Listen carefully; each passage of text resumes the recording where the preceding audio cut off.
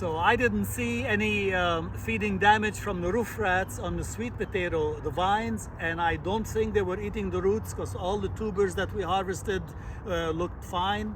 Not a single bite on any one of them, and a lot of them were mature, so it's like they're sweet enough. So that's my opinion. But this row of kohlrabi is damaged. I mean, there's a bite of every plant. Luckily, they were seeded heavy.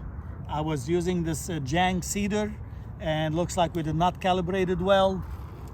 So I have more than enough to feed the rats and save for us.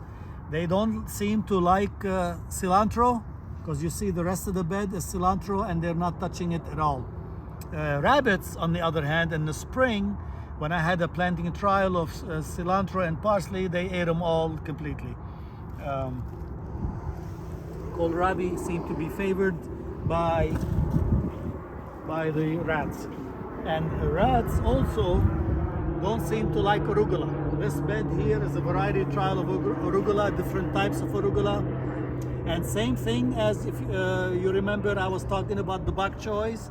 They were seeded heavy, but that was a blessing in disguise. The seeder is not calibrated right. Looks like I have not used the right wheel. The hole in the wheel maybe have been too big and it dropped. So it was a solid row. So come closer. It was a solid row of seeds. And then after the rain we had a new flush of germination, of new seed germinating. So with a little bit of extra work, I call it blessing in disguise. With a little bit of extra work, you can harvest these, and that's a microgreen salad. And you can thin the plants to about inch and a half apart, and that's a meal. And then thin them again to about 2 inches apart, and that's a meal. So it's little extra work, but instead of planting them every 4 inches, plant them a solid line, and then every time you thin, you have a meal. You have a meal instead of wait.